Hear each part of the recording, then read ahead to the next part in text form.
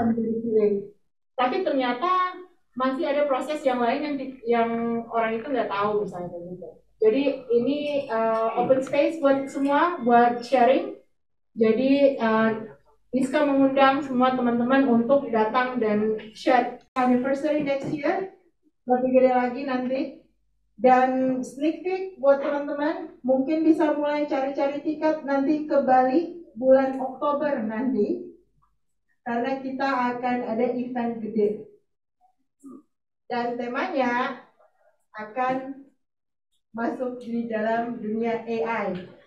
Oke, sneak peek. Jadi Oktober tahun depan, mulai lihat nih mana nih cutinya ya. Nabung mulai dari sekarang. Karena kita akan ada event gede nanti di Bali. Oke? Alright, kayaknya kita udah all set up. Terima kasih buat teman-teman yang baru datang dan sudah join dari lama di ISKA. Terima kasih supportnya. Dan kita kembalikan ke MC. Terima kasih.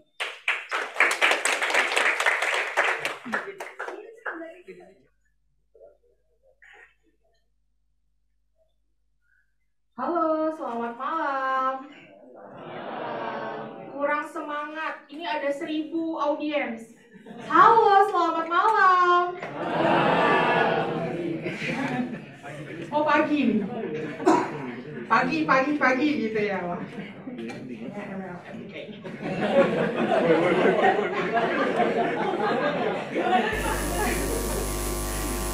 Oke, ini acaranya akan segera kita mulai.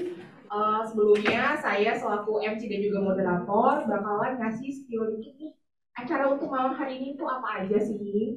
Jadi yang pertama nanti ada kata sambutan dari CIO Manulife. Kemudian ada materi yang pertama dari Mas Arya. Dilanjut dengan Q&A. Kemudian nanti kita ada break dinner. Ya, yang lapar nih, kayaknya disenyum-senyum kan tuh.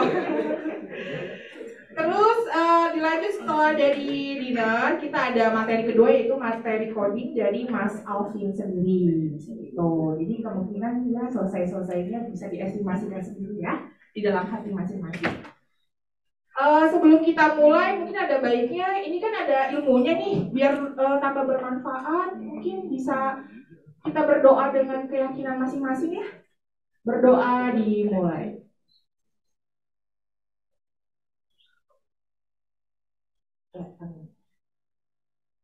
Sebelumnya juga aku mau nyapa nih buat teman-teman yang di rumah yang sedang menonton acara kita ISKA pada malam hari ini. Terus juga di sini akan langsung masuk ke kata sambutan. Yang pertama itu dari Pak Yours Saul.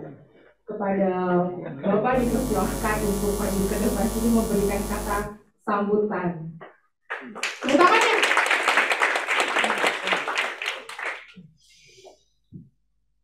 Selamat pagi. Selamat malam. Oke, ada yang berbicara bahasa Jerman? Translate ada ya. Bahasa Inggris? Juga ada juga ya. Oke, bahasa Indonesia? Oke. Selamat datang semuanya. Saya sangat senang lihat ruang ini penuh. Ya, masih ada beberapa tempat duduk, tapi di luar sudah ada antrian panjang ya. Nanti buka ya, kalau saya selesai, pas saya selesai bisa buka pintu lagi ya, sehingga orang lain bisa masuk. Saya sangat bahagia karena sesudah pandemi ya kita mulai lagi untuk mengembangkan dan mengundang komunitas ke kantor Manulife dan melibatkan juga dengan komunitas sehingga ilmu dan komunitas bisa dikembangkan ya. Untuk hari ini saya mau mengucapkan terima kasih banyak terutama kepada Eva yang kalau saya tidak salah ya menciptakan komunitas ISKA, ya, bagaimana saya ucapkan ISQA? ISQA, ya, oke. Juga dengan Squadap yang community organizer, dan kepada Bapak Haryansyah yang speakernya dari Network saya kalau saya salah, ya. Saya harap dan juga memang kepada Pak Alvin dan timnya yang sudah siapkan semua ya untuk live coding session hari ini. Dan ya saya sendiri ya CIO di sini, dan mungkin kenapa itu penting buat saya ya. Kalau quality assurance tidak jadi, dan kita sebagai IT ya, dan juga sebagai organisasi mati ya, nggak bisa hidup, nggak bisa maju ya. Oleh karena itu testing sangat penting. Dan kalau saya boleh bilang, menurut saya kalau kita nggak menggunakan test automation mati juga, karena manual testing tidak scale, tidak bisa diulangi ya. Kalau kalau kita mau regression testing, bagaimana kita bisa survive-nya kalau cuma manual testing ya. Oleh karena itu saya sangat bahagia lihatnya hari ini ada acara tentang test automation, dan Bapak Taufik semenarik itu karena banyak yang datang ya. Itu sudah ya, bahasa Indonesia saya kurang ya, dalam bahasa Jerman pasti jauh lebih lancar, tapi mungkin gak ada yang paham ya. Oleh karena itu ya, saya harap semua sukses, seru dan bahagia ya. Terima kasih banyak.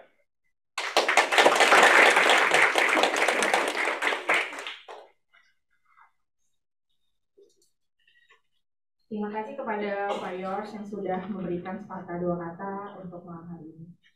Oke, untuk selanjutnya kita masuk ke materi pertama, yaitu dari Mas Arya. Kita langsung saja. Lihat tepuk tangannya dong.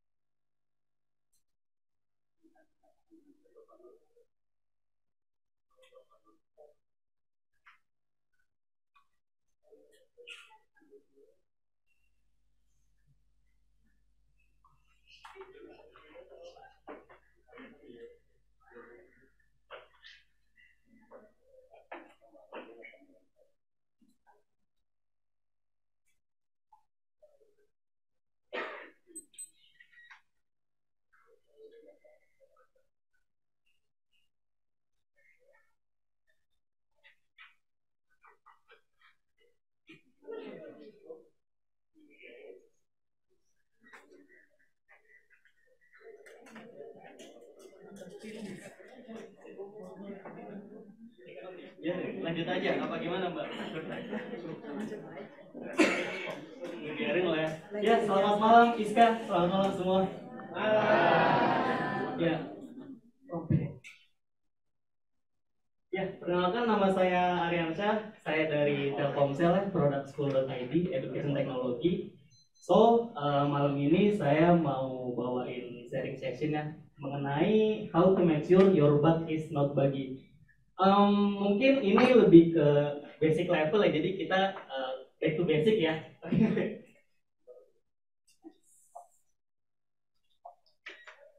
Oke. Fun fact-nya adalah 7 dari 10 bug report yang QA buat itu nggak make sense di mata developer ketika pertama kali lihat. Ada yang developer di sini? Siapa? Gimana Mas mengenai ini? Sering nggak nemu bug yang emang nggak make sense gitu? Ya sering. Dia jadi beban hidup itu. Oke, jadi ini cukup valid ya, karena dia bukan kata saya. Ini ada di medium.com dari Pramod Duta. Jadi beberapa bug report ini kadang jadi masalah juga sih di tim, karena ketika kita nge-report bug dari developernya nanya balik ke kita, ini maksudnya gimana Mas, ininya gimana Mas, bahkan sampai ada yang cekcok gitu ya. Oke, nah bug report tools yang kita kenal itu ada banyak sebenarnya, ada Jira, Trello, ClickUp, Mada.com, Excel. Tapi sebenarnya ini nggak wajib ya kita punya. Yang penting apa? Yang penting isinya. Dan isinya ini sebenarnya kayak bisa kita pakai dengan aplikasi yang free ya, kayak Excel atau bahkan di Slack atau Telegram atau melalui WhatsApp juga. Bug report ini sudah bagus sebenarnya. Oke. Yap. Bug report. Kita kasih lihat contoh bug report yang kurang baik ya. Ada yang pernah kayak gini, bang, ini nggak bisa login, kenapa bang? Tuh, keren tuh. Ada yang pernah kayak gini. Ini saya sendiri tuh. Ini saya pernah begini waktu awal karir sebagai QA. Akhirnya apa? Hampir dipukulin sama developer. Oke, jadi jangan begini teman-teman ya. Untuk yang baru berkarir sebagai QA, jangan begini. Bug report tuh isinya apa aja sih? Banyak hal yang wajib, ya ada yang sunnah juga sih. Cuman diantaranya pasti ada title ya. Dan title ini kita sebenarnya harus harus kompak ya, harus disepakati sama developer sendiri, kayak sama tim QA-nya juga. Titelnya tuh mau gimana sih? Misalkan depannya tuh mau fiturnya, habis fiturnya baru bugs-nya, atau gimana, itu kesepakatan developer. Jadi nggak ada yang salah juga gitu, nggak ada yang nggak tepat juga. Yang penting sepakat. Next ada step to reproduce. Nah, step to reproduce ini kayak stepnya ngapain aja. Oh, setelah login itu klik ini, tahapannya itu juga harus ada gitu, harus ada di stepnya ya. Terus expected resultnya, dan expectednya ini biasanya itu kita dapatkan dari dokumennya, bisa dari PRD, bisa dari Figma-nya juga, dan flowchart-nya juga itu ada expect-nya. Dan actual result biasanya ini bug yang terjadi sekarang. Misal aktualnya itu nggak sesuai, tampilannya nggak sesuai, harusnya tampilannya ke sini mas, tapi kenapa sekarang ke sini gitu. Oke, dan screenshot or video ini juga penting, karena kalau hanya teks biasanya developer kayak nggak paham gitu, nanti nanya lagi ke kita gimana. Terus priority, nah priority ini lebih ke dampak ya, jadi dampaknya itu lebih ke bug ini tuh efeknya bakalan ngaruh ke flow atau cuman receh-receh aja gitu. Nanti itu bisa dikomunikasikan dengan tim terkait. Dan environment ini biasanya lebih ke BE atau front end ya. Jadi kalau misalkan dari bugnya itu response-nya oke, tapi tampilannya salah, biasanya FE. Kalau misalkan dari response-nya salah, biasanya itu BE. Dan assign to-nya. Jadi kita udah tahu nih kalau bug ini biasanya bisa dikerjain sama developer siapa sih. Itu kita, kalau misalnya kita udah tahu itu, mempercepat proses solve bug-nya itu ya. Nah ini contohnya ada ini. Nah misal ini contoh simpelnya aja ya. Ini kita tampilannya itu misal nggak dari aplikasi apa-apa, jadi sekedar teks aja. Ya, titelnya misal setelah user berhasil login tidak masuk ke halaman dashboard. Oke, jadi developer ketika baca ini sudah jelas nih, setelah berhasil login dia nggak masuk ke halaman dashboard. Stepnya apa? Stepnya ini open app, klik login, input email. Nah setelah login, terus ekspektasinya itu setelah login harusnya ke halaman dashboard. Tetapi yang terjadi sekarang adalah malah masuk ke halaman profile, karena itu nggak sesuai dengan flowchart-nya yang misalnya gitu. Terus ada screenshot videonya juga, itu wajib juga. Kadang sampai screen capture dari awal step-step ini di capture, nanti biar lebih jelas juga. Terus priority-nya, terus tes environment-nya, kayak kita memakai apa sih, memakai device apa. Kita misalkan ngetes waktu salah ini pakai Samsung Galaxy ini, di Android ini gitu. Nanti kejadian nggak kalau di device lain, misal di iPhone nggak kejadian, tapi di Samsung kejadian, berarti bug-nya misalkan ada di environment tertentu. Terus assign to-nya misal kita assign ke siapa. Oke. Kalau dari saya sebenarnya udah, jadi hanya sesimpel itu aja. Terus kalau misalkan kata-kata terakhir dari saya buat saya, ya bug report yang baik itu nggak harus yang menggunakan tools yang mahal, nggak juga bug yang isinya sangat detail, tapi bug report yang baik adalah bug report yang ketika dibuat itu developer nggak nanya balik ke kita. Ya. Ya. Jadi tujuan kita ini ya biar developer nggak nanya balik ke kita. Ya, terima kasih. Oke, langsung aja. Buat teman-teman QA yang mau bertanya, mungkin bakal diambil 2 orang dulu kali ya. Sabar dulu, 1, 2, 3 kan. Iya. Mungkin dari geng sini dulu deh. Dulu mas, terus dulu. Nggak aci deh. Oke, buat yang di sini yang ingin bertanya, 1, 2, belum. 1, 2, 3.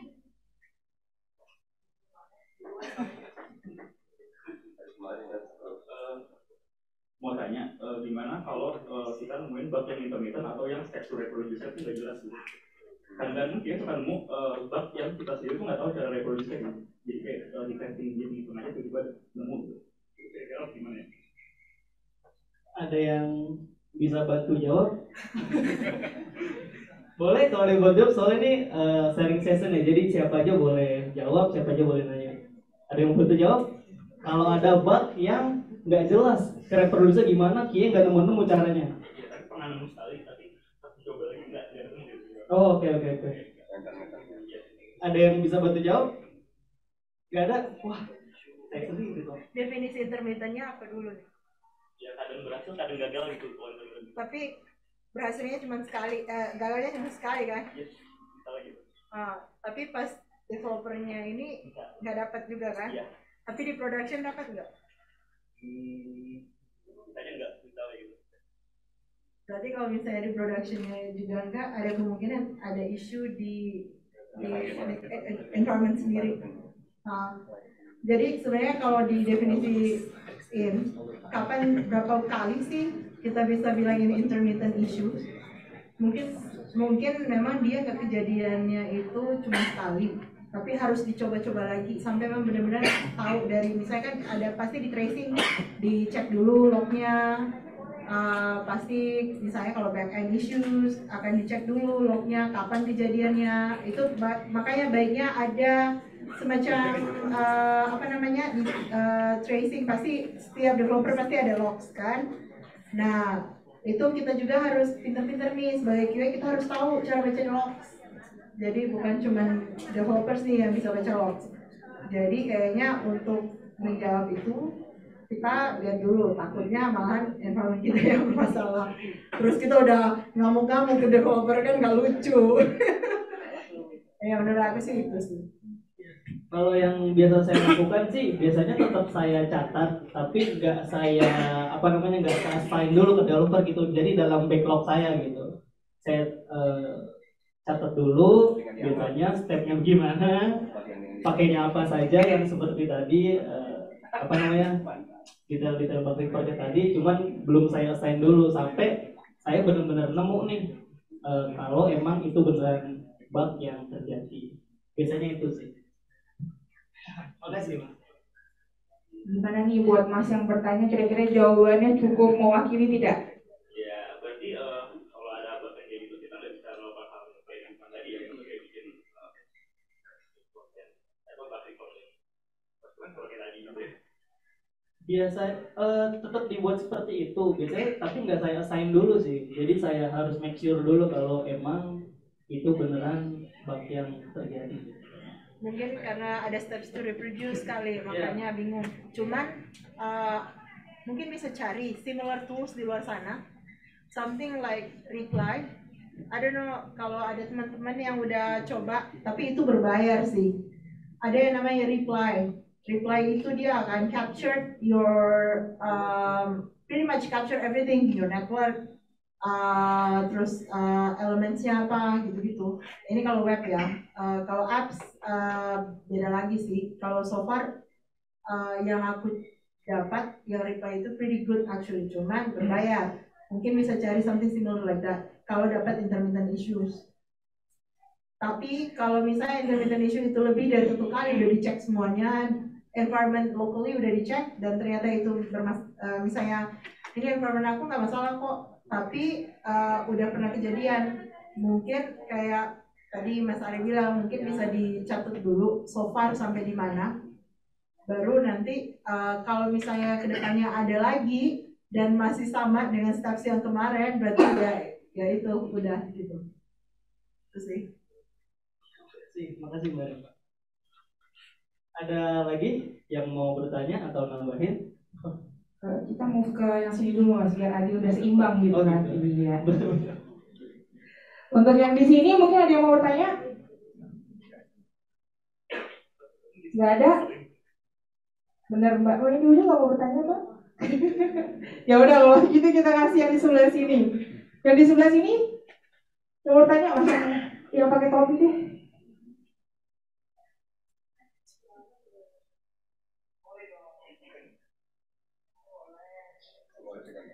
Thank you, Pak. Halo, selamat malam semuanya. Terima kasih Mas Ariansa atas materinya yang luar biasa. Saya ingin bertanya, bagaimana cara menjaga kualitas produk dan software itu ketika sprint atau tiket yang pace-nya sangat cepat dan load-nya sangat tinggi, tapi QA-nya cuma sendiri gitu. Apakah harus mengorbankan kualitas produk atau ada trade-off gitu dengan release date-nya yang dimundurin, atau bagaimana cara approach yang baik gitu? Thank you, Mas. Gimana cara tetap mengedepankan kualitas ya, sedangkan QA-nya sendiri. Ada yang single factor QA di sini? Ada yang mau jawab? Ada yang mau bantu jawab? Oke. Ya, mungkin ini based on experience juga ya. Jadi kalau misalkan di company sekarang bisa dibilang 8 engineer 1 QA. Ajak terus. Kadang tuh di beberapa project kan memang perlu di breakdown, ada kayak subtask-subtasknya. Nah itu kadang kalau misalkan yang memang sifatnya minor atau low itu bisa di-assign langsung ke engineer atau ke produknya. Tapi yang sifatnya V0 atau major sama highest itu langsung sama QA sih. Gitu. Jadi secara timeline ya memang ada thread-nya itu ya dari QA nggak bisa full end-to-end, tapi at least mungkin di critical function-nya itu dari QA. Terus kalau misalkan yang sifatnya kayak UI only itu kadang kalau misalkan ada tim designer ya, nah tim designer itu juga punya task untuk desain QA. Jadi dia ngecek dari UI-nya yang udah di-develop sama yang ada di Figma-nya. Jadi untuk desain QA itu bisa gabung sama desainer. Terus kalau untuk yang non major atau nggak high itu bisa dibantu sama produk atau engineer-nya sih. Jadi secara kualitinya ya bukan tanggung jawab daripada QA aja, tapi QA itu lebih ke semuanya itu juga harus maintain quality. Ya, terima kasih Mas. Mau nambahin? Mas? Mau menanggapi jawaban Mas ya? Ya, saya juga single factor sih. Saya 2 tahun sebagai QA pindah-pindah tempat single factor mulu. Kalau yang saya biasa lakukan sih lebih ke kita terbuka ya. Kalau misalkan timeline-nya itu mepet, terus task kita lebih banyak, biasanya saya lebih ke terbuka aja sih, kayak wah nih kayak waktunya nggak pas nih, ada yang bantuin tes dong misalnya. Ya betul tadi dari masa yang receh-receh bantuin sana, biar yang major task yang emang butuh di quality-nya secara apa ya, secara penuh lah, itu memang harus dari QA sih. Misal kayak kayak payment atau apa itu kan kayak harus benar-benar benar gitu ya, baru emang itu dari QA. Bisa gitu sih. Ada lagi yang mau? Ada lagi mau bertanya? Selamat malam semuanya. Bahkan Mas, saya juga orang Juara manual, saya baru. Jadi ini mas, saya mau nanya nih. Jadi misalkan ada beberapa fitur dari tim produk yang memang fiturnya ini tidak berlama. Nah, si orang yang mengirim fitur ini akan dari saya. Jadi pokoknya, jika ada fitur lama yang harus kita tes lagi. Oh ya maaf.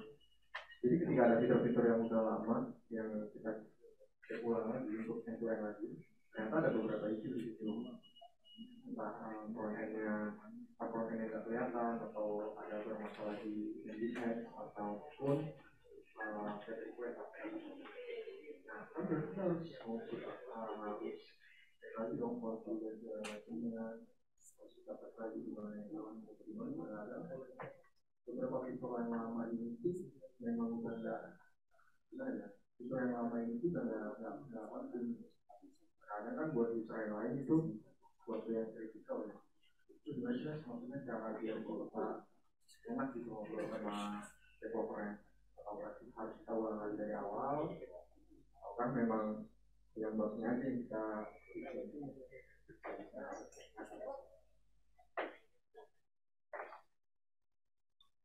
intinya di aplikasi itu sudah banyak fitur, lalu kalau misalkan kita ngetes end-to-end lagi kayak terlalu banyak gitu ya.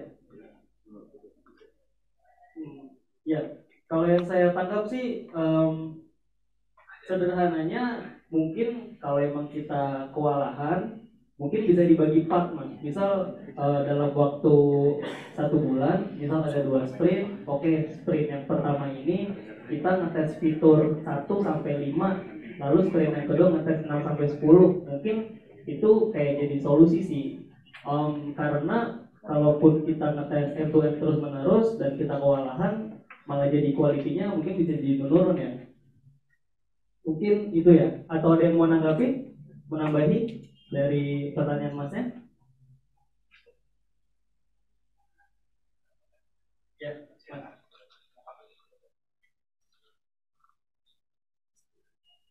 halo, malam. Saya kebetulan bukan iya tapi dari software engineer, mungkin dari POV software engineering developer ya. Mungkin perlu ngobrol juga sama developernya, tanya aja kayak misalnya yang di fitur yang dibangun atau yang diubah itu kira-kira impact tergedenya di mana aja sih gitu. Jadi mungkin nggak perlu dari end to end gitu, dari A ke Z. Mungkin hanya ada di part tertentu aja yang perlu dites gitu. Karena yang misalnya yang saya atau developer ubah itu cuma di situ doang, yang lain pasti nggak bakal sentuh gitu. Mungkin bisa ditanyakan juga developernya gitu. Terus gitu deh kak. Ya. Saya dibaca lagi jadi lebih sekarang. Ya, oke. Ya, gimana mas? Oke, cukup ya. Ada kopi mas. Oke, ada lagi mbak? Sudah apa gimana? Mungkin untuk 10 menit lagi. Oke. Kalau misalnya teman-teman QA masih ada yang mau bertanya, dipersilakan.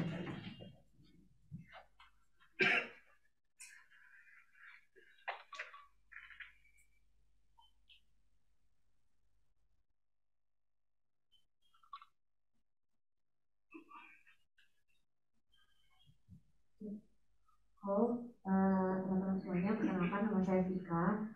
Saya dari Telkom. Saya mau bertanya terkait bank report juga sih.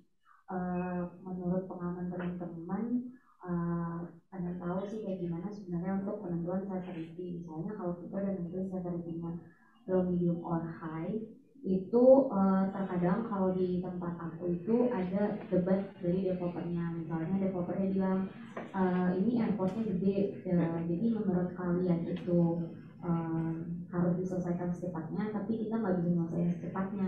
Nah, hal-hal yang kayak gitu cara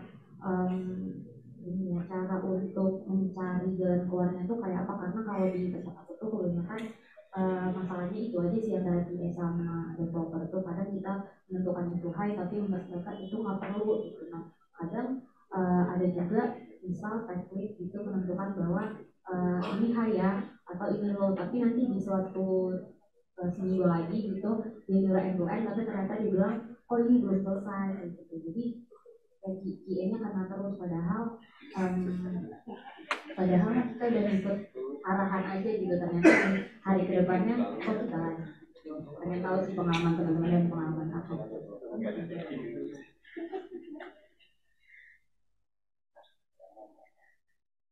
Ya masalah itu ya, priority dan severity itu ya. Ya biasanya kalau yang tim kita lakuin itu menentukan priority itu kita lebih ke memang harus ada apa ya, harus ada kepalanya sih. Kalau saya itu lebih ke project manajernya sih. Jadi kadang kalau emang kita tahu bahwa itu kayak ini mah receh doang lah, itu langsung kita tegesin gitu, oh ini mah low atau ini high gitu, ini darurat. Tapi kalau misalnya kita masih ngambang, kalau kayak ini tuh sebenarnya high apa medium apa low ya gitu, biasanya tuh sih saya lempar ke project manager sih, dan dia memang harus nengahin kayak mas ini ada bug ini, terus prioritasnya kita belum tahu nih mau kita kasih high apa low, ini masih kita ya unknown lah, masih gak ada gitu. Nanti project manager bisa menentukan itu high atau low atau bakal dikerjain kapan, tergantung project manager. Dan kalau misalkan developernya nggak nurut sih, harusnya mesti nurut sih ya. Gimana mengenai kalau dari sisi developer gimana mas? Ada high severity gitu mas?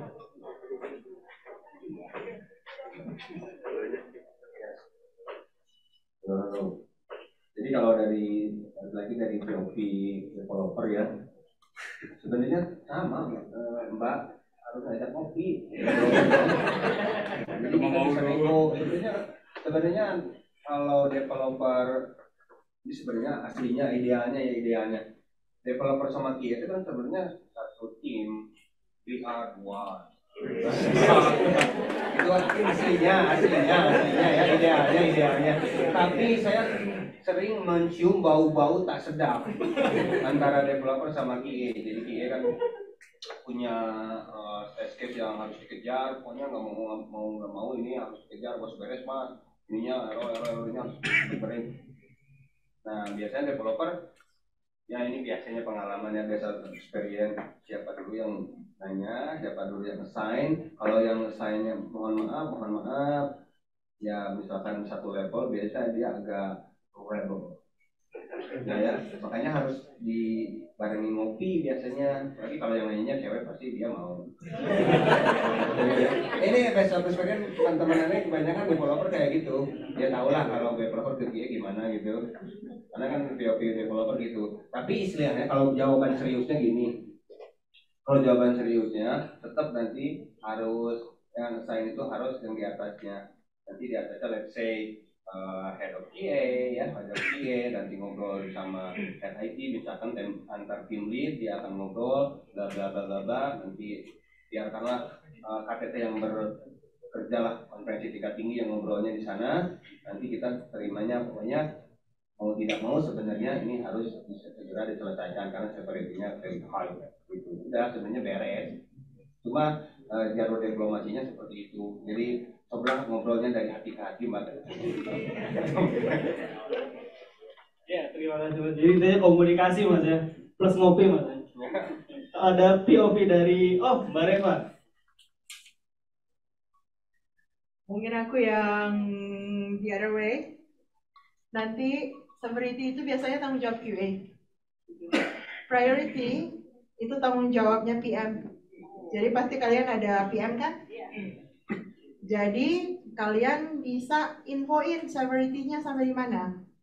Nanti ada reasoning-nya, taruh di tiket. Kenapa kalian bilang ini severity-nya high? Reasoning-nya apa? Nanti dikirim balik ke PM. Let them know that this bug is severe high. Kenapa? Nanti PM yang akan decide based on priority dari sisi satu, apakah ini dari sisi bakalan bikin perusahaan bangkrut, ya.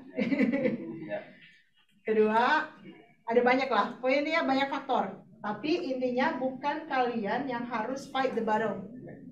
Ya, jadi QA itu jangan fight, tapi kita kolaborasi, komunikasi. Dan kalian juga kalau datang dengan bugs, jangan cuman kayak ini ada bug penting. Ya kenapa? Kasih data dong. Kenapa ini ada bug dan severity-nya high? Pokoknya belajar untuk berbicara dengan data ya, teman-teman. Jangan cuma data-data ini error ya. Mana logs-nya mana? Gitu kan?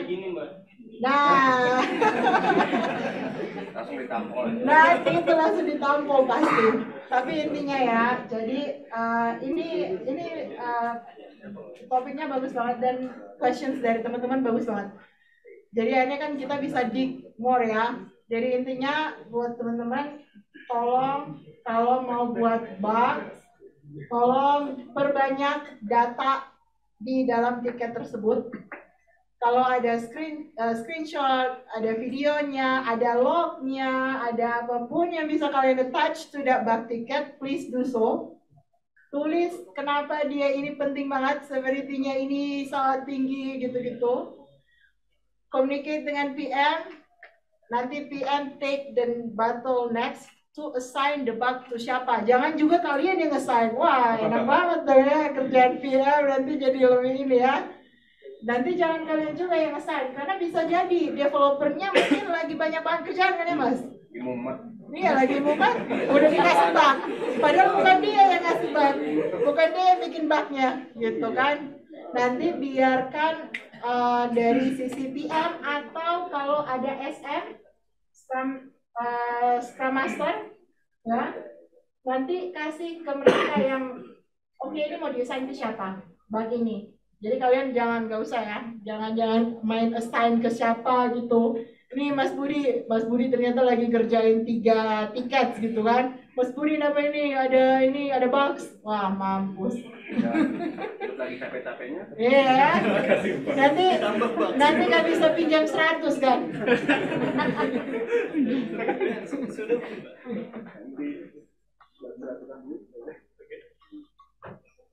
Mungkin kita cukupkan dulu ya untuk materi pertama ini, Mas Arya, karena kayaknya di belakang itu udah ada yang menguap-nguap gitu, ada yang mengantuk-ngantuk sepertinya.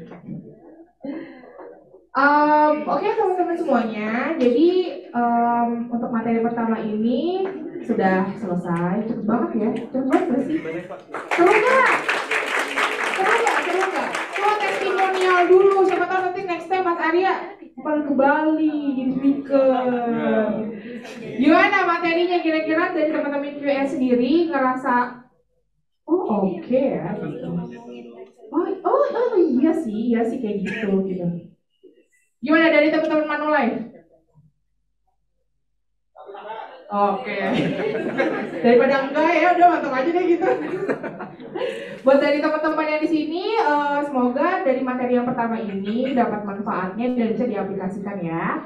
Kemudian untuk acara selanjutnya kita mau break dulu selama 30 menit. 15 menit ternyata dipotong. Oke. Ya karena kan materi codingnya ini agak lama ya Mas ya? Iya. Ya, jadi kita break dulu. Terus juga saya mau informasiin kalau selama di luar break kita menikmati cemil-cemil yang sangat nikmat itu tidak boleh dibawa ke dalam ruangan ini ya. Oke, saya ucapkan selamat datang buat teman-teman QA yang baru banget datang. Mungkin bisa langsung diambil posisinya masing-masing. Serah duduknya mau di mana yang kosong ya. Buat teman-teman QA semuanya masih semangat tidak? Apa ini? Emang boleh selemes itu? Gimana nih? Udah semangat gak? Ya, bagus. Oke, untuk materi selanjutnya ini adalah materi tentang perkodingan. Jadi fokus ya, fokus. Dan juga siapkan pertanyaan-pertanyaan yang sulit untuk Mas Alvin. Oke, kita langsung aja ya. Mas Alvin dipersilakan untuk reklamasikan materinya pada malam hari ini. Enjoy. Oke, thank you Mbak Della. Thank you buat SKA yang sudah mengumpulkan teman-teman semua di sini. Jadi kalau misalnya saya ingat tentang pengalaman-pengalaman saya di SKA itu banyak banget ya. Dan saya sendiri juga sedikit bisa dibilang sebagian besar dari perjalanan karir saya itu juga di-influence oleh SKA. Saya Alvin, Head of TA Manulife. Jadi saya ingat waktu awal-awal join SKA itu cuma 20 orang. Jadi nggak sebanyak ini ya. Mungkin cuma sekitar berapa? 20% dari partisipan yang hadir saat ini. Tapi ya, luar biasa sekarang kita udah grow dari yang tadinya cuma 20 sekarang jadi 100-an ya. Saya sangat appreciate semangat teman-teman datang malam-malam habis kerjain project masih mau juga diajak coding gitu ya. Oke, tepuk tangan untuk kita semua. Oke, jadi materi yang saya pengen share hari ini adalah sebuah automation tools ya. Mungkin bagi teman-teman yang masih belum begitu paham automation itu apa, ya sebenarnya sesimpel menjalankan manual testing secara automated. Ya, yang tadinya kita nge-click button, kita isi form gitu ya, kita lakukan pakai tangan, ini kita lakukan pakai code ya, kita lakukan pakai script ya. Jadi materi malam hari ini kita akan bahas tentang salah satu test automation tools yang saat ini bisa dibilang lagi hype di luar sana ya, Playwright. Nah, agenda yang kita bakal jalankan malam ini, kita akan bahas tentang why Playwright, dan nanti kita akan lebih banyak melakukan live coding ya. Jadi kita nggak mau terlalu banyak teori, kita langsung aja hand-on, get hands dirty untuk langsung jalanin bikin test automation pakai Playwright. Oke. Untuk code-nya dari sini ya, tadi saya sudah share. Nah, ini adalah Selenium ya. Jadi Selenium itu ini adalah salah satu test automation tools. Sebenarnya bukan test automation tools, tapi automation tools yang sangat populer, yang dimana-mana kalau kita lihat di LinkedIn Job ya. Kenapa? Ya karena memang dia sangat populer, dia adalah salah satu test automation tools yang pionirnya di situ ya. Kita lihat cara codingnya. Yang pertama kita bikin instansinya dulu gitu ya, web driver sama dengan Chrome driver let's say, atau di Firefox driver. Terus nanti kita akan mencoba memanipulasi elemennya dengan cara kita akan find element by apa gitu ID. Intinya kita butuh sebuah lokator untuk melocate sebuah elemen, dan nanti akan ada action yang kita lakukan, entah itu klik, entah itu isi form, entah itu ngapain gitu ya. Patternnya seperti itu. Dan nanti biasanya di akhir tes kita akan membuat sebuah assertion. Kita mau tahu nih, apakah status dari current page itu sesuai ekspektasi atau enggak. Ya kita akan compare. Terus inilah yang terjadi di Playwright. Ya. Di Playwright kita pertama bikin instance juga ya, Playwright ya mungkin slightly different ya. Tapi intinya kita pertama bikin browser instance dulu, terus nanti kita bakal cari lokatornya. Di Playwright kita pakai locator ya bisa macam-macam ya, tapi di sini example-nya kita pakai ID, terus nanti kita exception juga, terus at the end of the day kita bakal close, at the end of the scenario itu akan kita close. Jadi sama ya, intinya adalah kita punya instance, kita punya lokator, terus kita lakukan action. Pertanyaannya adalah ngapain gitu kalau udah ada Selenium yang melakukan semua hal itu, yang komunitasnya sudah besar, yang mungkin sudah develop sama teman-teman dari lama, kenapa kita harus mengadopsi satu automation tools yang baru ya. Nah sekarang mari kita lihat komen-komen yang ada di LinkedIn, bukan di Instagram ya, di Instagram nggak ada yang bahas Playwright atau Selenium, tapi di LinkedIn saya menemukan sebuah artikel yang dia meranking antara Playwright, Cypress, Selenium, dan saya lupa satunya lagi. Cuman dari keempat itu Selenium nomor 1 dan Playwright nomor 2 dilanjutkan Cypress. Dan komen-komennya bisa dilihat bahwa memang orang-orang yang sudah mengadopsi Playwright itu mempunyai experience yang positif. Ya, dari situ kita harusnya sudah bisa memikirkan why. Kenapa kok orang-orang yang sudah terbiasa dengan Playwright, terbiasa dengan Selenium, mau mencoba untuk pakai Playwright. Oke, nah ini balik lagi di code yang kita bakal kerjakan. Saya sudah bikin sampel code ya. Ini salah satu code yang simple banget, jadi mungkin teman-teman yang sudah sangat ahli jangan diejek karena memang code-nya itu bukan clean code, atau kita nggak coba untuk aiming the best automation script ever gitu. Teman kita mau explore aja possibility feature-feature apa aja yang ada di Playwright.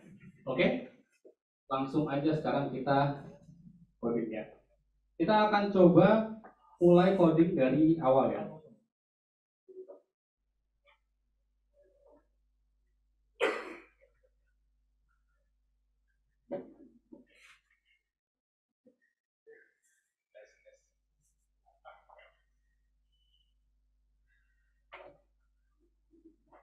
Kayaknya mikrofon nggak bisa berfungsi. Ada yang bisa tolong pegangin mic-nya nggak?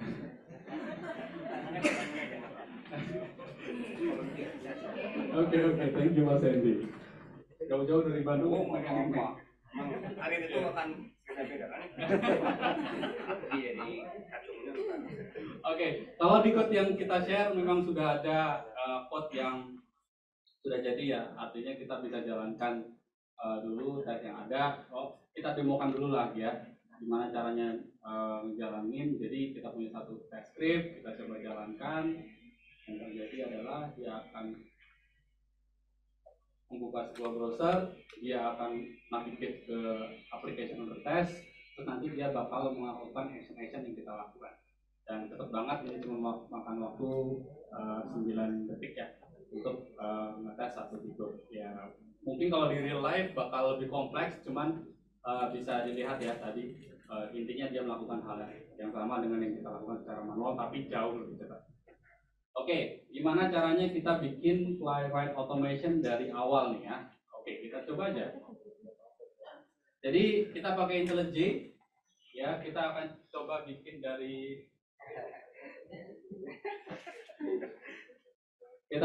scratch ya. Kalau misalnya di IntelliJ berarti kita pakai new project itu, terus nanti kita bakal namain projectnya misalnya Playwright demo gitu ya. Ini dari awal banget nih ya, dari nothing. Terus nanti kita language-nya saat ini kita pakai Java dulu karena saya pakai Java. Terus build systemnya kita pakai Maven ya, untuk memudahkan kita saat manage dependency. JDK saya pakai yang 21, walaupun sebenarnya bisa juga kita pakai yang lebih rendah 11 atau ke atas. Oke, nggak usah pakai sampel. Create, jadilah sebuah project Java yang sangat-sangat basic ya. Ini nggak ada apa-apanya, kita nggak bisa jalanin apapun itu. Sekarang yang pertama kali kita perlu lakukan adalah menambahkan dependensinya Playwright. Gimana caranya? Ya udah kita coba googling aja. Ya, Maven Playwright. Nah, nanti di Google bakal kelihatan npm repository, kita ambil aja di sini. Terus kita ambil yang paling up to date, kita copy. Terus ini sedikit kita coding sedikit, kita masukin dependencies di sini ya. Nah, di dalam dependencies ini kita bakal paste dependency kita dapat dari npm repository.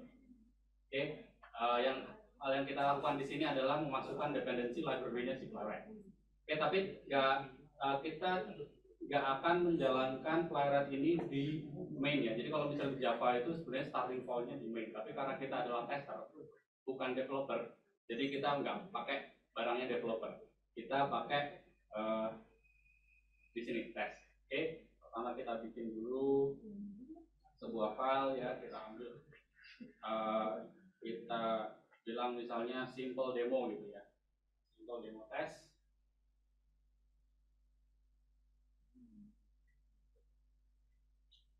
Sorry, ini seharusnya sebuah kelas ya, bukan ke WLS. bikin new Java class, kita bilang simple demo test. Nanti akan dibuatkan sebuah file demo test, dan ini nggak bisa dijalankan ya. Yang kita perlu lakukan adalah bikin sebuah metode for the simple test gitu ya. Tetap nggak bisa dijalankan ya. Kita udah bikin kelas, kita udah bikin metode, kita tetap nggak bisa dijalankan karena kita butuh satu library tambahan namanya JUnit. Sama halnya yang kita lakukan tadi, kita simply googling aja JUnit Maven gitu ya. JUnit ini ada beberapa versi, tapi versi yang sudah mature menurut saya adalah yang versi 4 ini. Kita ambil aja di sini, sama kayak tadi, kita copy, kita masukkan ke form.xml di sini ya. Terus nanti kita masukin di sini ya. Sudah masuk. Sekarang kita tinggal tambahkan salah satu annotation yang ada di sini, menandakan bahwa ini adalah sebuah script untuk kita jalankan. Itu dengan cara kita masukin test ini. Nah, ini biasanya akan merah seperti ini karena walaupun kita udah masukkan di sini JUnit di sini di form.xml, tapi masih belum direcognize sama ID-nya bahwa kita pakai library-nya JUnit. Jadi yang perlu kita lakukan tinggal klik kanan di Maven-nya atau di project-nya, terus kita Maven reload project.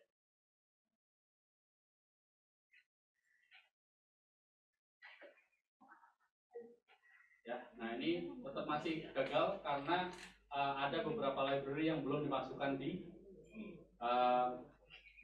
importnya ya. Jadi kalau misalnya di Java itu nanti akan ada import selain kita masukkan di form.xml di sini. Ini hanya mengenalkan library di dalam sebuah project, tapi bukan mengenalkan sebuah library di dalam kelasnya.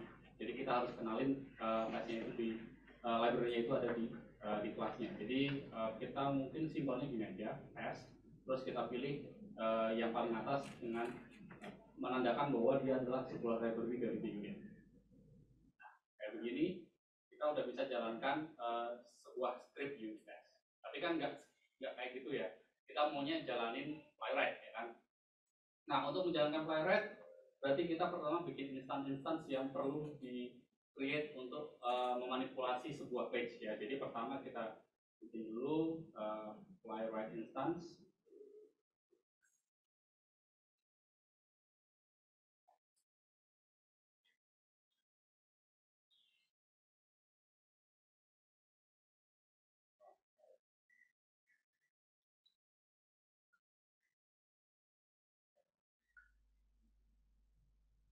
Oke, jadi kita bikin dulu playwright instannya.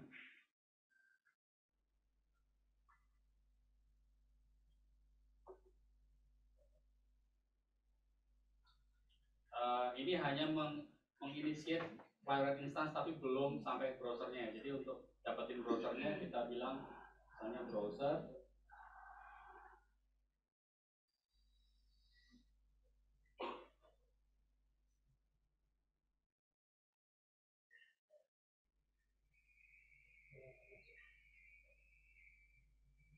Gini ya, ini kita udah dapetin sebuah browser. Setelah itu kita harus dapetin sebuah page. Karena kalau misalnya teman-teman juga lakukan, kalau misalnya kita browsing, kita nggak hanya buka browser, tapi kita juga buka satu new tab ya.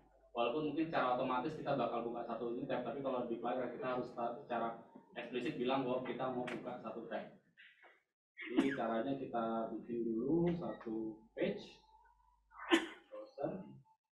New page ya, dapatlah ini kita satu page yang kita bisa manipulate. Nah, setelah kita dapat page-nya, kita bakal navigate ke application under test ya. Jadi application under test yang kita mau pakai malam ini adalah bootcamp dari seseorang di GitHub ya. Saya cuma googling aja, terus mereka menyediakan satu aplikasi ini. Ini adalah satu aplikasi untuk ya dummy ya, aplikasi dummy. Jadi bukan beneran.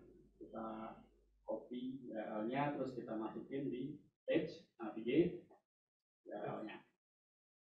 Oke, setelah kita navigate URL-nya, let's say kita mau ngapain? let's say kita mau ambil ini di chart ya, add to chart gitu ya. Bisa ya? Oke, bisa. Berarti kita perlu tahu gimana caranya ngeklik add to chart ini ya. Kita bisa klik kanan, inspect. Terus nanti kita bisa, cara kotornya adalah klik kanan terus nanti copy export gitu ya. Nanti kalau misalnya kita sudah dapat export sebagai lokatornya, itu akan sangat jelek ya. Contoh kita lihat ya. Nah, kayak begini. Jadi export itu adalah sebuah lokator yang menandakan di mana sih lokasi dari objek itu. Dan kalau misalnya kita lakukan kayak tadi, itu bakal jelek banget. Oke? Jadi kita harus dapetin atau mungkin konstruk sesuatu yang lebih readable, misalnya begini. Kita tahu bahwa ini adalah sebuah span ya. Kita tahu bahwa ini sebuah span, terus kita lihat teksnya, atau mungkin gampangnya gini ya, contains ucap.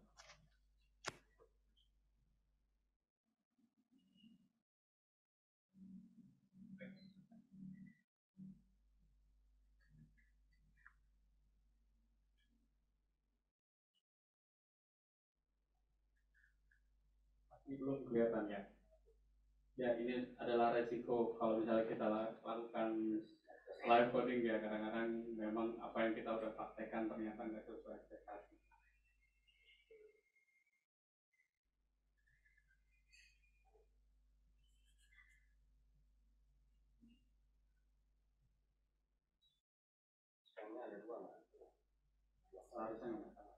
Oke, saya nyerah. Kita nyontek ke code yang udah jadi aja ya.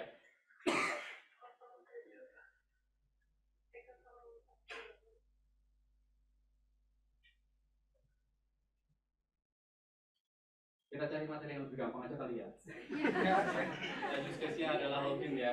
Jadi kita punya satu username dan password di sini kalau misalnya kita klik login. By the way, karena kalau misalnya kita melakukan automation berarti itu harus secara detail ya. Kalau misalnya tadi kita navigate to website ini, ya, ke website ini, terus kita mau expect dia login, berarti kita harus tetap ngelakuin klik ini login ya. Jadi kita perlu identify dulu ini login seperti apa. Oke, mudah-mudahan ini gampang ya. Kontrol F mas. Filter ya.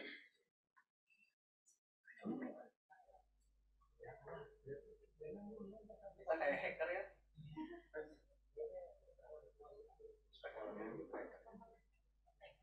Ya, salah dari ternyata. Oke, salah tempat. Oke, nah ini kita dapat satu expat ya. Kalau misalnya ini bedanya kalau misalnya kita pakai handcrafted dengan versus kita misalnya tadi copy terus expat itu kan bakal susah. Oke, berarti yang pertama kita lakukan adalah klik tadi yang login button ya, login page ya. Ya kita bisa bilang begini. Terus lokator ya, terus kita specify tadi exportnya. Setelah itu kita oke, nah ini kita udah sampai di tahap dimana kita ngeklik button login. Terus nah selanjutnya saya akan coba demokan bahwa di Playwright itu nggak harus kita pakai export begini ya. Kalau ini kan kalau Selenium style kita harus selalu tahu di mana lokasi sebuah elemen berdasarkan atribut deskripsi export yang ada di elemen tersebut. Tapi kalau misalnya di Playwright kita ada beberapa strategi untuk lokator. Kita bisa pakai gini, page, get by. Nah di sini banyak banget metode kita untuk menemukan sebuah objek. Kita bisa bilang get by label. Terus nanti kita bisa bilang teksnya di sini apa? Username ya. Kita bisa bilang username. Udah, simple as that. Terus nanti kita fill, misalnya di sini ya, kita pakai orton ini. Oke. Terus kita coba untuk Field selanjutnya password kita kopas aja, ya tinggal kita kasih misalnya 1 2 3 4 5 ya, kita percepat aja. Terus yang terakhir untuk login kita harus masukin page. Nah ini ada lagi kita by nggak hanya by text tapi by role ya. Jadi kita bisa kita bisa bilang bahwa oke, aku mau ngeklik button login, sebuah button yang teksnya login. Nah kita bisa deskripsikan pakai parameter itu seperti ini. Jadi yellow button gitu ya.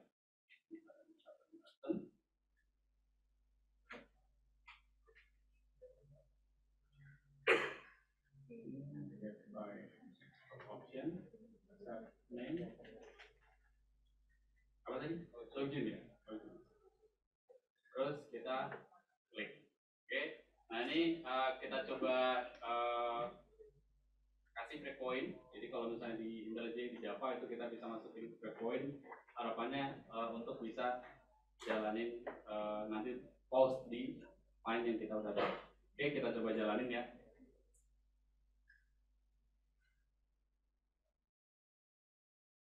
Nah, karena kita langsung jalanin seperti ini sebenarnya jalan ya.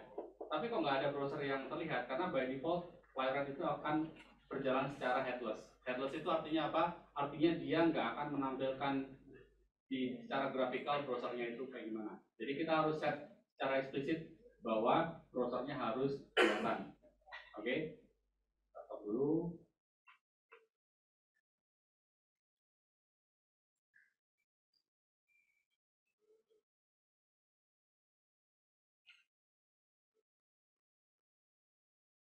Harus Chromium browsernya? Nggak harus Chromium sih. Sama Edge misal. Saya. Bisa. Oke. Bentar ya, saya nyontek dulu. Laptop yang dicontekin malah nge-hang. Saya nyontek langsung di sini aja deh. Oke, nah ini kan gampang ya, tinggal lepas ya. Ya, jadi ada satu mekanisme untuk kita harus ngeset bahwa browser ini nggak boleh headless ya. Jadi mekanisme seperti ini, kita bikin satu buah variabel, terus nanti kita kasih option harus set headlessnya false. Oke, dan waktu kita masukin parameter set headless ini si oke. Sekarang kita coba jalanin lagi, kita debug ya.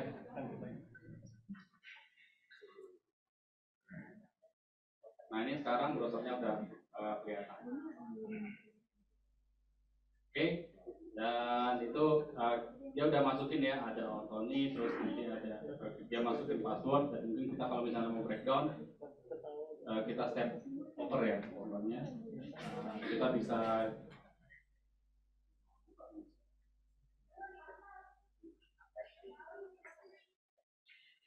Nah ini nanti dia bakal ngeklik,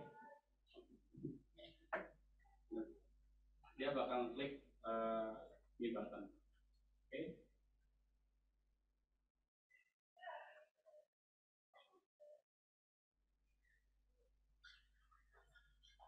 Nah, by default juga Playwright bakal nge-close browsernya ya. Makanya kita kalau misalnya lagi coding Playwright, itu kita perlu pastikan kalau kita pasang breakpoint, kalau misalnya lagi development, dia nggak langsung ke-close gini. Karena kalau misalnya ke-close kayak gini ya, mau nggak Playwright kita akan udah ke-close secara otomatis. Oke, nah itu sedikit demo tentang gimana kalau misalnya kita bikin project Playwright dari awal. Setelah ini kita bakal pakai source code yang memang sudah saya distribusikan ya. Sampai sini ada pertanyaan dulu nggak? Yang mau tanya dulu nggak? Jangan dulu di luar, siap. Ada yang mau ditanyain nggak? Siap.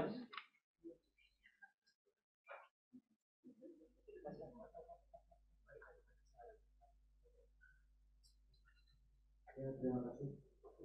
Pertanyaan terkait dengan expert menanyakan perbedaan antara aspek absolut dengan aspek relatif itu seperti apa ya? Karena beberapa kali juga saya sempat ditanyain kenapa pakai yang absolut, kenapa nggak relatif? Ketika saya udah pakai relatif, yang komen lagi kenapa pakai relatif? Gitu sih. Atau cara penggunaan yang idealnya tuh di posisi apa gitu? Asli ya, thank you Mas Asli. Jadi kalau misalnya kita ngomongin expert, memang nggak ada best practice-nya Mas. Tapi yang perlu kita pikirkan adalah nanti kalau kita misalnya maintain gimana. Kalau misalnya aplikasi itu nanti berubah layout gimana, ya. Makanya kita prefer kalau misalnya expert itu diganti sama ID. Jadi memang expert itu kayak jadi last resortnya kita ya. Kalau misalnya memang nggak ada opsi lain untuk mendefinisikan sebuah objek. Dan sejujurnya saya nggak paham juga sih relatif absolut itu apa gitu ya. tapi intinya adalah kalau misalnya kita punya expert, ya usahakan nggak pakai expert sih, minta developernya untuk ngasih ID, ada yang lain. Ya, thank you. Ada lagi? Mungkin in project.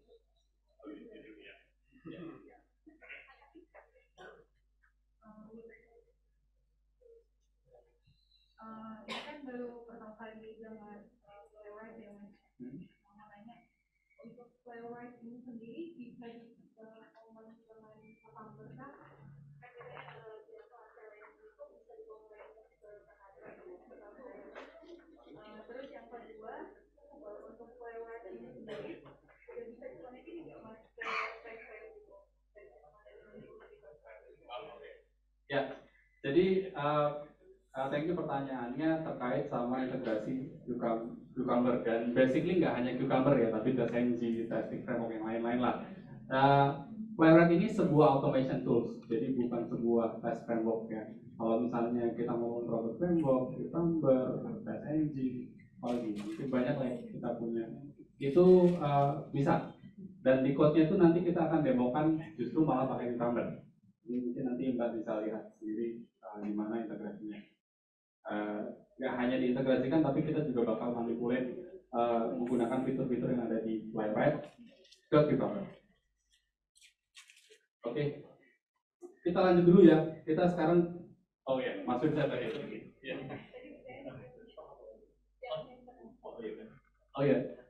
Yang test trail itu saya jujur belum pernah pakai test trail, tapi kalau pengalaman saya, kita pakai Jira bisa.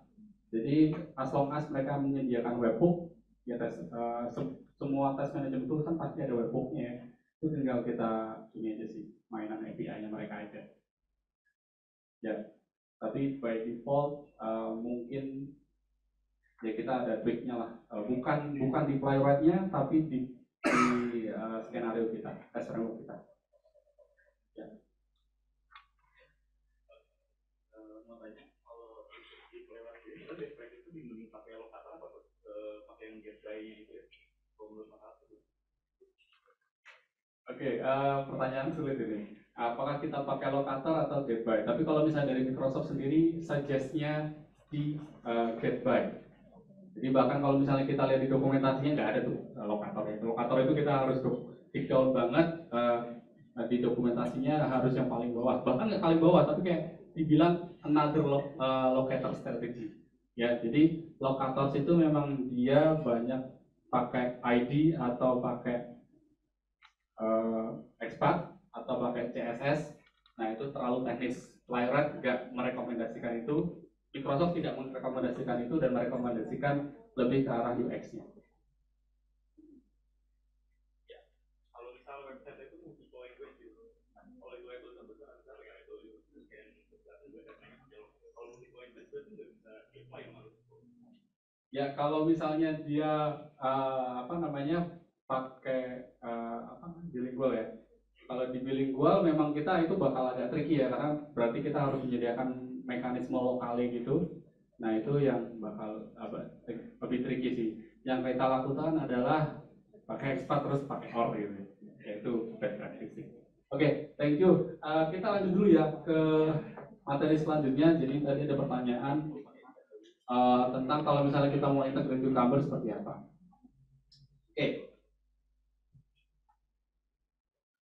Jadi di code yang sudah ada itu kita ada beberapa struktur testing ya. Jadi ada tes dari JUnit yang itu satu kelas, satu metode isinya dari end to end. Ada juga yang kita pakai Cucumber ya.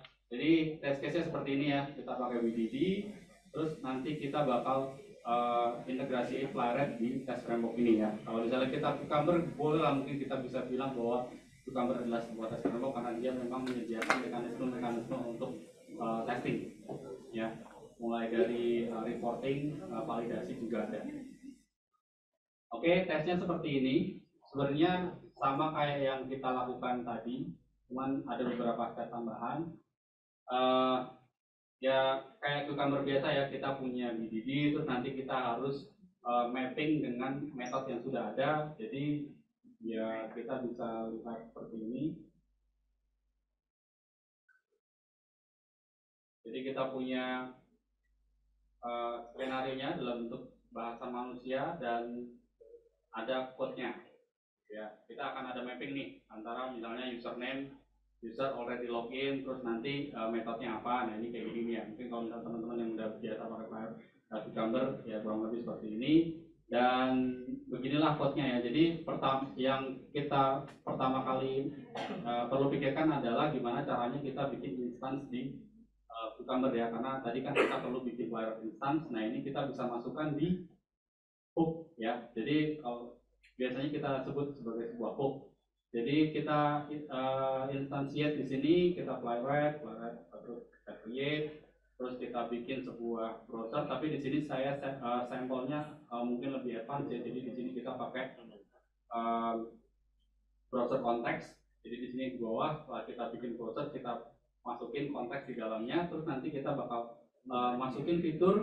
Yang pertama itu adalah video recording. Ya, jadi tadi Mas Ari sempat share ya, kalau misalnya kita bikin bug ya kita harus sekecil mungkin kita kasih evidence-nya, kita harus pakai kasih screenshot dan video. Nah di Playwright ini kita support untuk video ya. Jadi kalau misalnya kita lihat sampelnya itu ada di sini. Jadi saat kita menjalankan tesnya itu bakal ada video recording seperti ini. Jadi nanti dia bakal nge-record walaupun cepat banget, tapi at least kita bisa dapat snapshotnya. Kita dapat gambaran apa yang terjadi waktu kita jalanin tesnya. Oke, nah ini caranya kita bikin video recordingnya. Kita gunain fitur video recording dan selanjutnya ini adalah cara untuk tracing.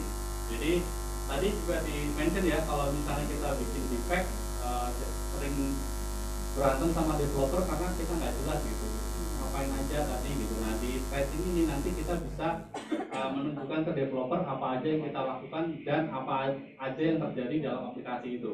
Saya kasih contoh sedikit ya. Ini ada salah satu run yang sudah kita jalankan. Jadi di Playwright itu ada satu fitur namanya trace viewer ya, network tracing. Ini kita bisa lihat di dokumentasinya si Playwright, terus nanti akan ada satu website yang bisa menampilkan hasil network tracingnya.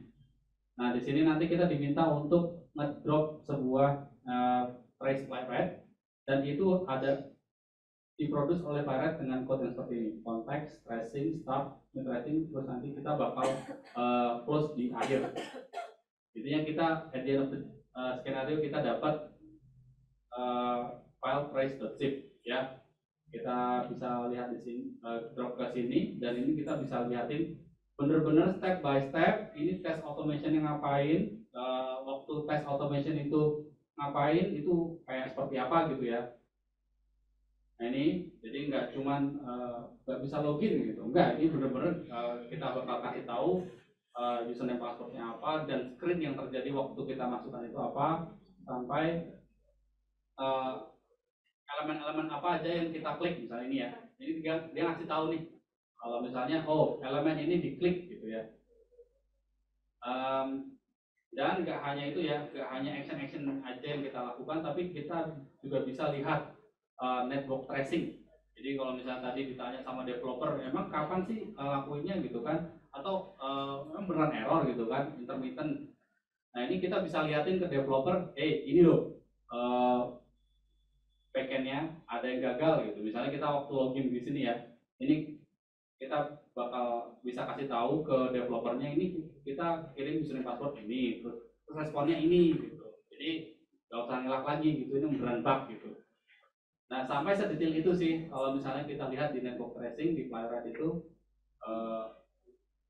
ngasih informasi ke kita. Nah menurut developer udah detail kan belum nih? Awas aja kalau besok ngajak ngopi ya.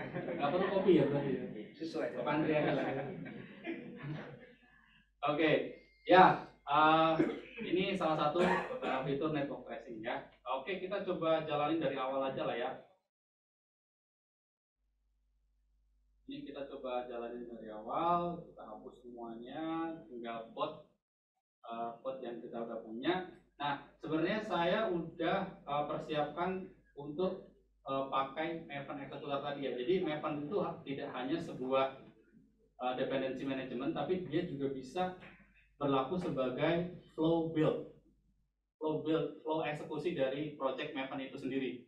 Jadi di sini kita setting pertama kita jalanin code-nya di sini ya, code runner-nya.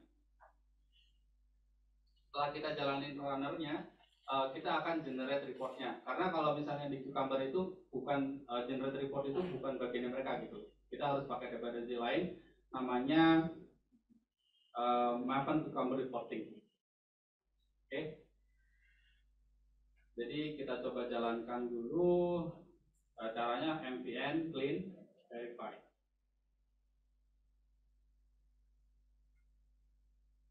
Yang terjadi nanti dia bakal mencoba untuk menjalankan test automationnya sama kayak yang tadi ya, cuman kalau sekarang kita udah mapping pakai Cucumber. Oke, kita udah jalanin code-nya. Nanti di sini ada folder target, traces dan videos. Ini memang kita setting seperti ini ya. Artinya kalau misalnya kita lihat di code-nya, nanti teman-teman juga bisa lihat sendiri. Itu kita masukin trace itu ada di traces. Kalau video itu ada di video ya. Dan Cucumber sendiri reportingnya nanti akan ada di sini target / Cucumber report HTML. Nah ini kita coba lihat di Cucumber-nya. Nah ini adalah hasil skenario seperti ini, reportingnya seperti ini. Dan kalau kita lihat di dalam masing-masing step, kita bisa lihat screenshot dari masing-masing step ya. Karena memang setiap step kita coba untuk ambil screenshotnya. Ya jadi kita lihat di sini setiap dia ngapain kita ambil screenshotnya. Tujuannya yaitu biar kita bisa ngasih test evidence yang lebih lengkap. Dan dari eksekusi tadi kita juga bisa lihat videonya di sini ya. Jadi videonya bentuknya webcam. Kita bisa lihat dengan cara drag aja gitu ke browser. Nah ini adalah video kayak CCTV lah ya, CCTV-nya testing kita. Oke. Dari sini ada yang mau ditanyain nggak? Iya, mau kasih.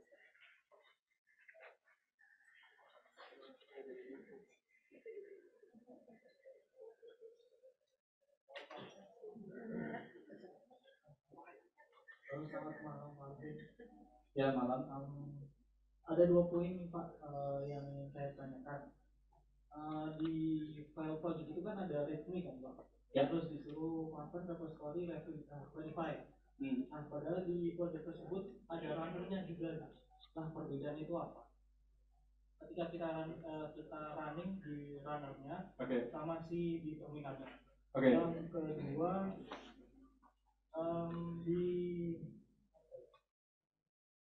report HTML. Nah, bagaimana caranya si screenshot itu muncul di reporting HTML gitu? Secara spesifik detailnya itu kayak gimana? Oke.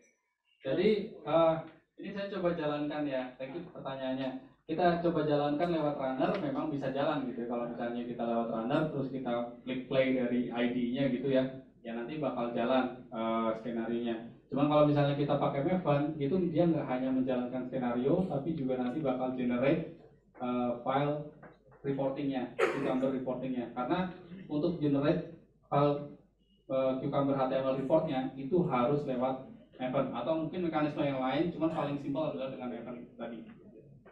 Jadi yang terjadi waktu kita jalanin runner ini, dia akan memproduksi satu JSON file di sini. Jadi reportnya itu by default hanya sebuah JSON. Itu ada di sini ya, JSON kayak gini. Nah ini kan satu report yang nggak bakal bisa kita baca ya. Gimana caranya kita convert dari JSON ini jadi HTML yang bisa dibaca manusia gitu ya. Nah itu caranya seperti itu, kita masukkan ke stage verify-nya Maven. Makanya kita perlu eksekusi Maven clean verify bukan dari runner-nya. Soalnya kalau lagi debug ya kita runner-nya pakai runningnya pakai runner. Oke, terus tadi mekanisme untuk embed apa tadi, screenshot ya? Nah, jadi yang pertama kita lakukan adalah kita perlu nge-grab skenario-nya. Skenario-nya itu kita perlu save dalam sebuah variabel ya. Biasanya sih kalau di code-nya udah gede kita bakal simpan dalam sebuah static variabel. Dan di hook itu nanti kita bisa catch skenario di sini. Oke, dapat skenario-nya, terus untuk embed screenshot di dalam skenario itu simply kayak gini aja. Kita pertama mendapatkan screenshot dari playwright, caranya kayak gini ya. Tadi kita sudah punya file variable page, terus kita take screenshot. Balikan dari screenshot ini adalah sebuah byte yang isinya adalah image, terus kita attach scenario.attach. Inilah part di mana dia memasukkan gambar ke sini, ya. Sesimpel itu sih. Mungkin kalau misalnya code yang udah gede itu bakal dijadikan sebuah library, tapi secara garis besar kayak gini. Kita ambil screenshotnya dalam bentuk bytes, kita masukin, kita attach dalam bentuk image.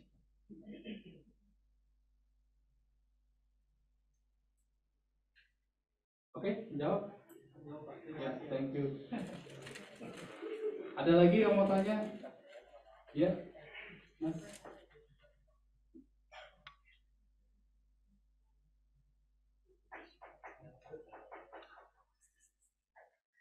Malam Mas Alvin, ya nama saya Fajar. Kalau untuk playwright ini bisa sampai level data nggak tesnya? Data, ya. Oke. Jadi ada salah satu fitur yang menarik dari playwright, yaitu kita bisa untuk API call. Ya mungkin yang dimaksud Mas siapa sorry? Fajar ya. Mas Fajar adalah data ke database ya. Cuma kalau misalnya singkatnya sih mungkin nggak bisa. Cuman playwright ini kita bisa pakai untuk eksekusi sebuah API. Ya jadi ini skenario-nya. Kita punya sebuah aplikasi yang dia pakai SSO, pakai Google atau pakai whatever it is gitu ya. Yang itu akan sulit kalau misalnya kita dapetin token lewat API. Nah kita bisa kayak begini nih. Jadi pertama kita login pakai playwright kayak tadi ya, kita pakai UI terus nanti mengeksekusi kitnya, terus nanti kita pakai sessionnya untuk mengeksekusi API calls. Jadi kita dapetin sessionnya, login pakai UI, terus nanti kita verify data di belakang pakai API. Tapi kalau misalnya pertanyaan sampai database enggak, mungkin kita harus pakai library yang ada di Java ya, pakai Hibernate atau semacamnya. Oke, thank you. Oke, thank you. Ada lagi yang mau ditanyakan?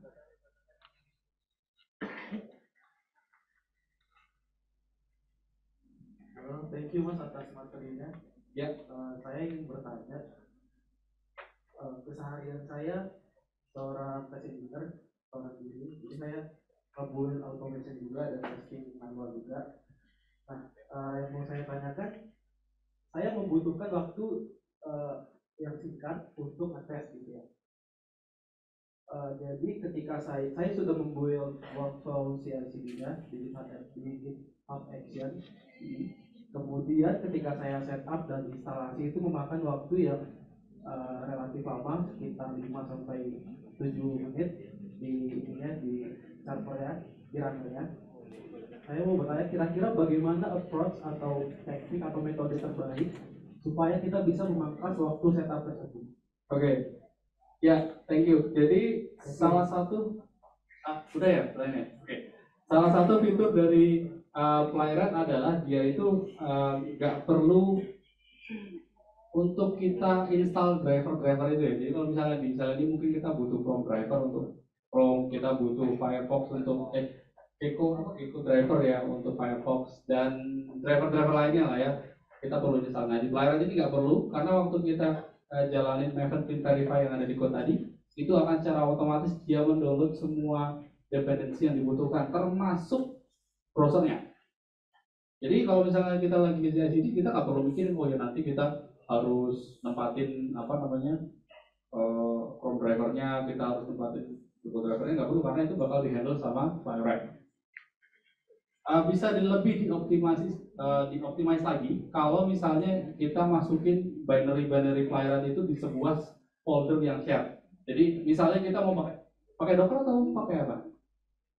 Ya misalnya pakai Docker ya, kita pakai Docker terus nanti kita harapannya adalah jangan setiap kali kita jalanin tes itu download browsernya terus dong. Nah itu kita ada mekanisme di mana kita bisa set Playwright environment untuk mengacu ke sebuah share folder gitu lah ya. Jadi waktu kita jalanin Dockernya itu nggak perlu dia akan download Maven library-nya lagi.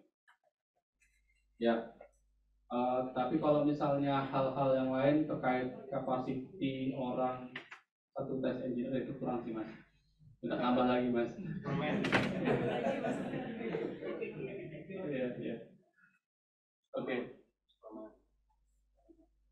Ada lagi? Ini? Ya.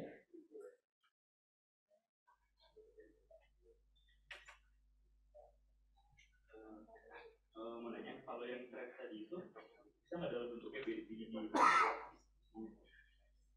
Yang track view tadi. Trash view dalam bentuk BDD. Nggak bisa. karena begini, kita bisa generate tracernya locally. Jadi kalau tadi kita demokan itu kan kita pakai websitenya Playwright, terus nanti kita drag and drop, kita drop file trace-nya ya. Itu berarti dilakukan secara online. Kalau misalnya kita lakukan secara offline bisa pakai Maven, mereka sediakan library-nya, cuman itu dalam bentuk sebuah kayak semacam desktop application gitu. Jadi kalau misalnya video itu bisa ya teman-teman. Kalau misalnya tadi kita demokan gambar, kita masukkan image, kita memasukkan video, kita udah pernah lakukan.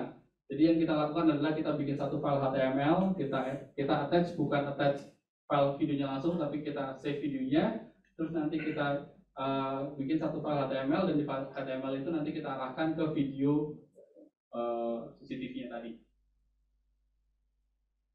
Terus boleh lihat tadi bentuk track itu file kayak gimana sih? Boleh lihat isinya.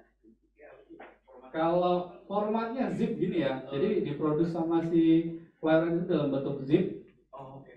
Pertanyaan nanti misalnya kalau kita trace-nya udah banyak nih, kan trace juga banyak, gimana cara kita tahu itu trace yang pengen kita buka gitu? Ya. Kan bentuk file gitu kan, jadinya maksudnya. Ya, jadi ini memang cara codingnya saya yang cara cepatnya aja ya. Itu adalah kita save pakai itu ya, karena saya takut nanti kalau misalnya kita pakai skenario name nanti bakal konflik. Jadi itu cuma tergantung cara kita namingnya aja sih. Di sini kan saya pakai sistem current time milliseconds, makanya dia bakal generate satu time gini. Ya itu cuma naming pattern. Tapi kita bisa juga misalnya gini.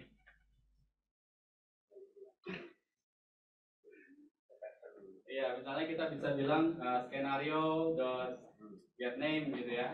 Nah nanti berarti nanti bakal tracingnya bakal ada dengan namanya bakal sesuai skenario name. Kita bisa juga misalnya if skenario is built gitu ya, kita baru generate tracingnya boleh gitu juga. Jadi kalau itu bakal tergantung nanti kita cara codingnya seperti apa ya. Cuman ya generate tracingnya kayak gini, bisa kondisional, bisa namingnya bisa sesuai kalau kita. Ya.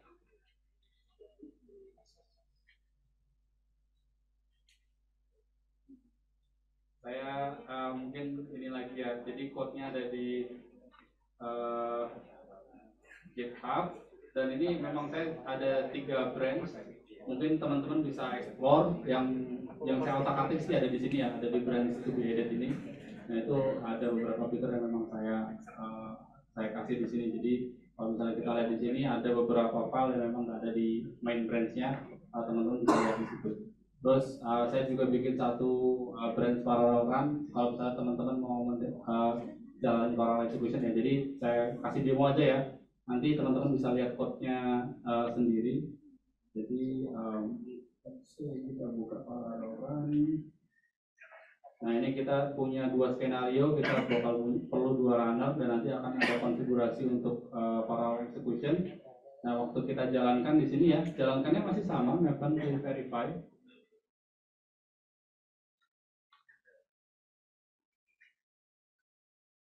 Tapi nanti yang terjadi adalah dia bakal buka 2 browser sekaligus, dia menjalankan 2 skenario secara paralel.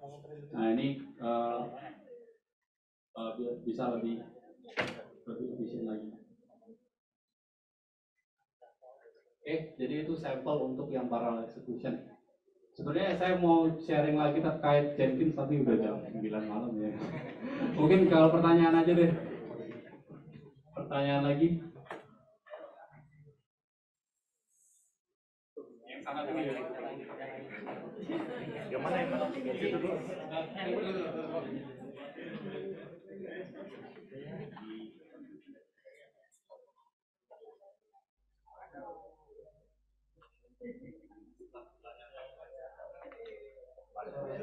Ya. Aku mau nanya sebenarnya agak sedikit teknikal, tapi mungkin ini lebih ke arah kayak menurut aku, bagaimana untuk memang bisnis ini apakah memang sudah good untuk fitur atau misalnya apps yang memang sekarang di iOS atau di develop gitu. Terus juga mungkin bagaimana dari segi cost yang mas aku cost dan waktu untuk misalnya mas mungkin sebagai lead gitu buat bisa sharing ke yang startup lain biar bisa lebih. Oke, ya thank you. Tanya kalau misalnya kita ngomongin apakah good atau enggak, kalau dari experience kita sih good. Experience dari teman-teman yang pakai Playwright sih good juga ya. Jadi itu subjektif tapi ya balik lagi sih preferensi teman-teman dan effort untuk migrate. Nah mungkin Mas Ali sendiri bisa sharing kalau misalnya migrate dulu berapa hari Mas? Migrate dari Selenium ke Playwright dengan berapa ratus skenario? Sebenarnya nggak jauh beda ya.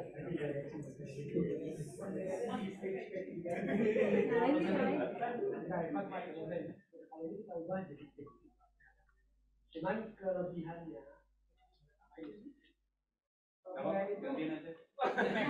nggak Playwright itu ada auto waiting. Kalau misalnya kita harus manual kan auto wait, kalau ini nggak, dia udah auto waiting, jadi kita nggak perlu. Tadi Mas Alvin bilang bench split, kan bench locator itu udah auto waiting.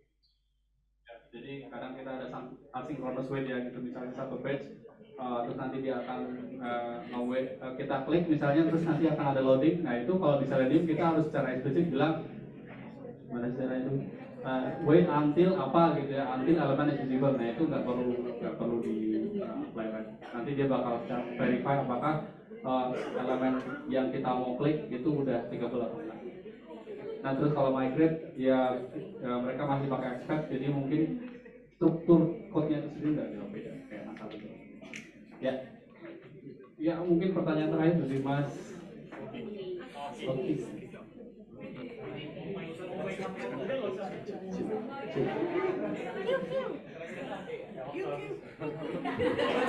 Ya, malam teman-teman semua. Mungkin mau nanya ke Pak Alvin terkait script ya Pak. Kebetulan saya sekarang lagi build automation. Mungkin saya mau nanya kalau untuk maximize websitenya itu gimana ya Pak? Karena selama ini yang saya jalankan itu websitenya masih belum maximize gitu. Mungkin saya mau tahu aja letaknya itu di mana yang harus saya rubah. Karena sampai sekarang masih bingung sih. Ya, kalau itu saya sendiri nggak tahu Mas. Kita coba ya. Seharusnya ya pasti ada di dokumentasinya ya. Kalau misalnya kita buka di dokumentasi Playwright, nah nanti di sini akan ada browsers, ya, dan di sini nanti akan ada mekanisme kita untuk seperti grup browsernya gitu ya. Coba kita lihat kalau misalnya mungkin kalau mau maximize kita bisa simply bilang page. Oh, bukan page. Berarti bisa di sini kali ya.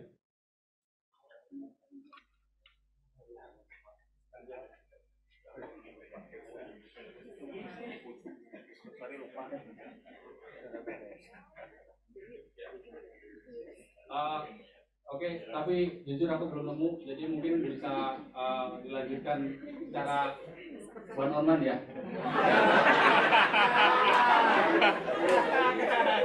Awas loh. Thank you untuk pertanyaannya. Jadi sekian dari saya, mudah-mudahan sosmednya berguna buat teman-teman, mudah-mudahan yang saya share juga ada manfaatnya. Terima kasih, saya kembalikan lagi ke Mbak Dela. Thank you.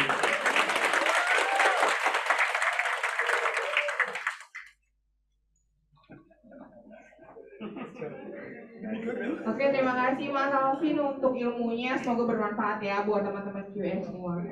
Masih pada semangatnya nih? Ya lemes banget. Ngantuk Mbak. Masih ada materi ketiga tahu? Nggak bohong. Bercanda.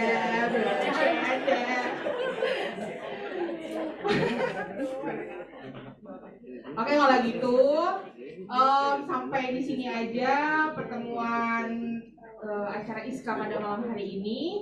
Mungkin buat teman-teman yang masih ada pertanyaan-pertanyaan lainnya mungkin bisa disimpan dulu sampai ketemu lagi di meetup ISKA selanjutnya.